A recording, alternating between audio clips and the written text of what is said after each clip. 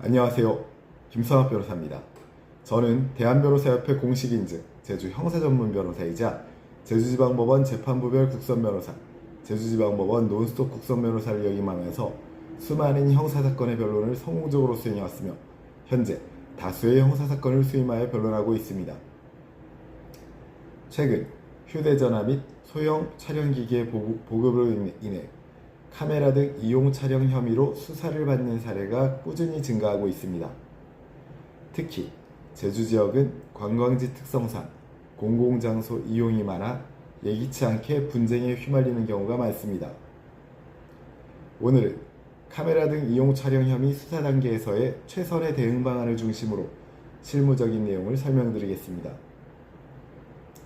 카메라 등 이용 촬영죄는 성폭력 범죄의 처벌 등에 관한 특례법 제14조에 규정되어 있습니다. 주요 내용은 다음과 같습니다.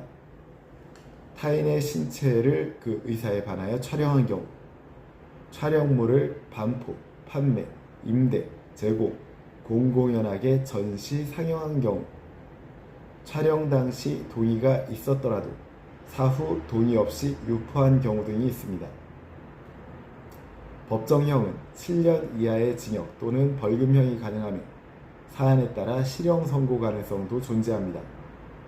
또한 유죄 판결 시 신상정보 등록, 취업 제한 등의 부수 처분이 뒤따를 수 있어 초기 대응이 매우 중요합니다.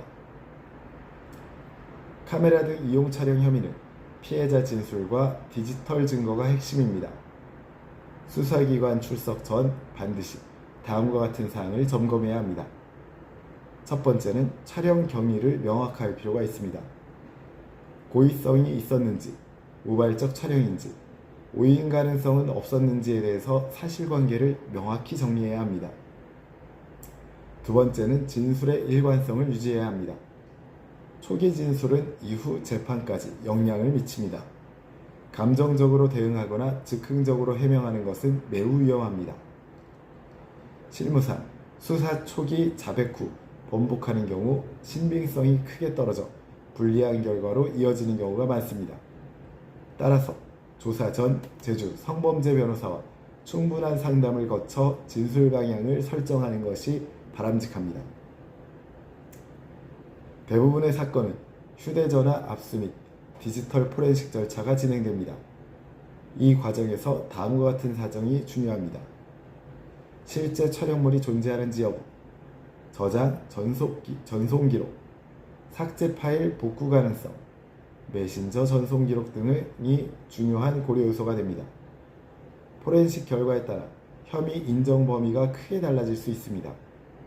무분별한 휴대전화 이미 제출은 신중해야 하며 압수수색 절차의 적법성도 검토할 필요가 있습니다. 카메라 등 이용 촬영 사건은 피해자와의 합의가 양형에 중요한 요소로 작용합니다. 다만 주의해야 할 점은 다음과 같습니다. 2차 가해로 오해받지 않도록 접촉 방식을 신중을 기할 필요가 있습니다. 합의서 문구를 적절하게 작성할 필요가 있으며 처벌불원 의사를 명확히 기재할 필요가 있습니다. 무리한 접촉은 추가 범죄로 오인될 수 있으므로 반드시 법률 전문가의 조력을 받는 것이 안전합니다.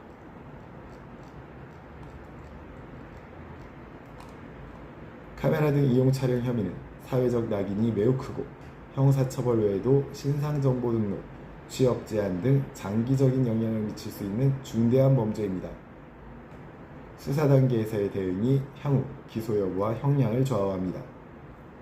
현재 카메라 등 이용 촬영 혐의로 조사를 앞두고 계시다면 언제든지 제주 형사전문변호사 김성학 법률사무소를 찾아주시면 신속, 정확한 해법을 제시해드리겠습니다. 조금이나마 도움이 됐으면 합니다. 감히 최고라고 자부할 순 없지만 여러분의 권리를 지키고 항상 최선의 결과로 만족을 드리는 제주 형사전문 김성학 변호사입니다. 감사합니다.